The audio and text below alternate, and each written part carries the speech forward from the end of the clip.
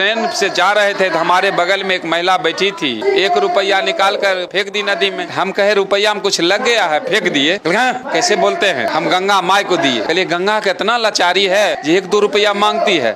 कैसे बोलते हैं, गंगा माई को दिए 1 को 2 देंगे क्या? वो कहलिए दोना करने का क्या मशीन है गंगा ने? कहलिए आप क्या करती हो? कल के हम शिक्षिका हैं। कहलिए कितना वेतन है? 45,000। कहते 45,000 डाल दो। जब दोना करने का मशीन है, जितना डालेंगे उतना ना डबल होगा।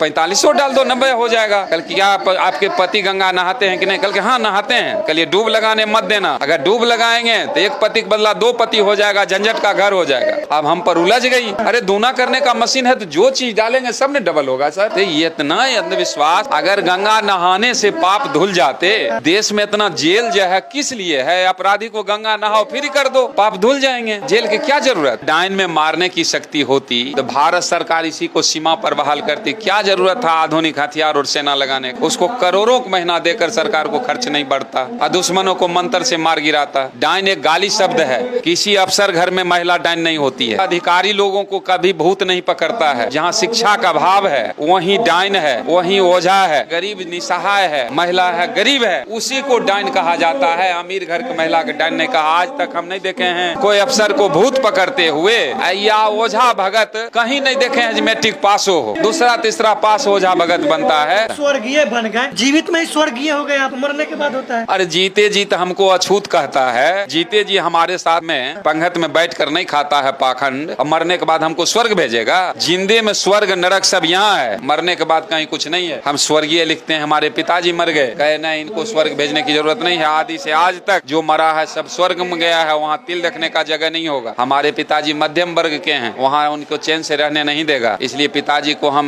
स्वर्ग नहीं नरक भेजने का काम किए, और पूरे नरक का मालिक हमारे पिताजी हैं। हम स्वर्ग में है, हमको स्वर्ग का लाइसेंस लेने की जरूरत नहीं है उससे। हम स्वर्ग में है और धरती पर स्वर्ग है और नरक है। मरने के बाद जी नहीं, मरने के बाद अगर स्वर्ग होता तो हमको तो उससे भेंट हुआ। हम उससे पूछे जे स्वर्ग किसको भेजते हो? कहा अच्छा कर्म करेगा उसको स्वर्ग, बाकी को नरक। हम उससे पूछे आदि से आज तक नेक व्यक्ति मर गया स्वर्ग चला गया, कोई बात नहीं है। एक चोर बेईमान अपराधी भी मरता है तो उसमें भी स्वर्गीय लगता है, तो नरक किसके लिए? तो चुप हो गया। हम कहे अच्छा एक बात बताओ, स्वर्ग भेजने का आप काम करते हो तो हमारा कहना है तुम्हारा आना जाना बराबर होता होगा। वहाँ का थोड़ा आता पता लिखा दो, वहाँ का कोई कॉन्टेक्ट नंबर है तो हमको दो। हम एक बार सफर करना चाहते हैं, खर्च मेरा जो लगे। तो चुप हो गया। इसका मतलब पाखंड है। स्वर्ग नरक धरती पर है, मरने के बाद कहीं कुछ नहीं है। मरने के बाद जला के राख कर देता है, पानी में बह जाता है। कौन जाता है स्वर्ग नरक? ये सब दुकानदारी है। जब तक मुस्लिम है तो SC ST OBC हिंदू में आते हैं। मुस्लिम भारत छोड़ देगा तो इसको अछूत और नीच के सिवा कुछ कहने वाला नहीं है। हमको